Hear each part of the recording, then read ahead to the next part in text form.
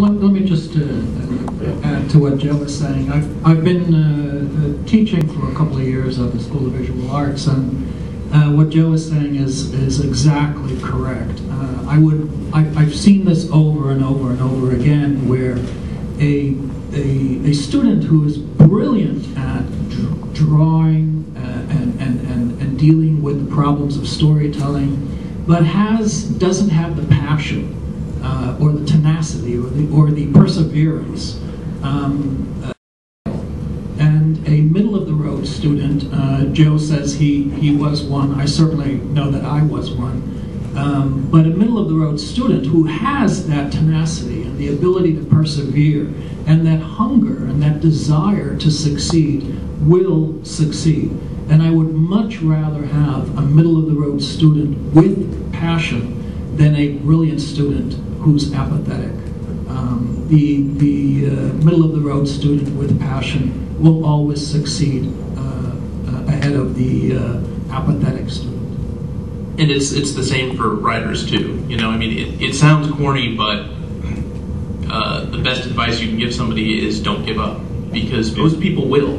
You know, that's the thing. That's why persistence is rewarded, because most people do give up. You know, it took me about 10 years to break into the business. I had projection letters with Joe's signature on them, in fact, but I stuck with it, you know, and now I'm sitting. At least I signed them. Exactly.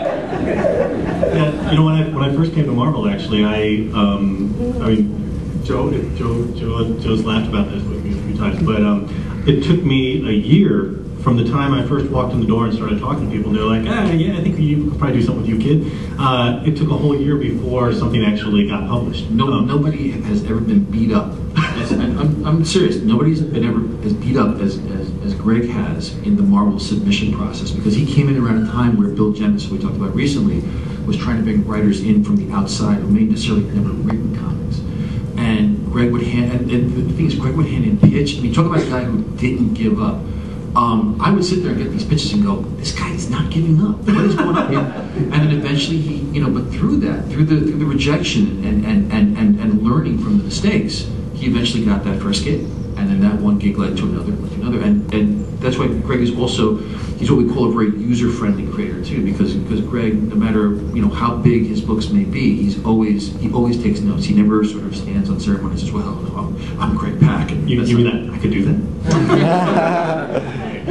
But that I think that yeah, I mean, what Joe just said, I think is important. And I found that in the film world too, like, because I come out of independent film, and the biggest thing one of the biggest things I learned making short films and making my feature film was that I needed to listen to.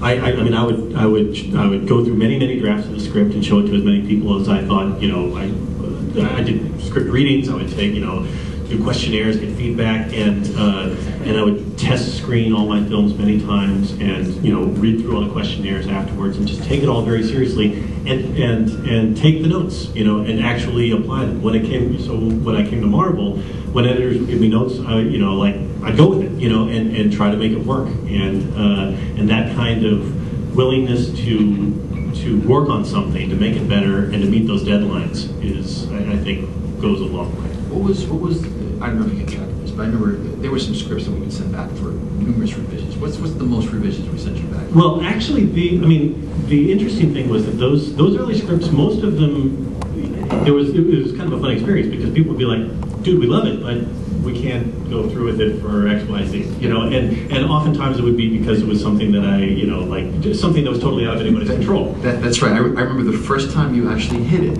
was we had you pitch a strike force moratorium. Exactly. And I was like, that's it. He got it. He's got it. And we can't publish it. But you had it. It was, you know. So with those, it was mostly that, you know, that process. I mean, at the same time, I was learning about, you know, making that transition from writing for film to writing for scripts, and, you know, kind of figuring out the right format to use and all that kind of stuff. So it was great training. But the thing that I think I did the most revisions on was actually World War Hulk stuff, you know, and then that's a whole nother creature and a whole nother level. But it's a big event comic, and it's got you know, there are many people and many characters that those kind of big projects work with, and so you know, it would be ridiculous to be a prima donna on something like that, because You've gotta, it's gotta work with the whole Marvel universe.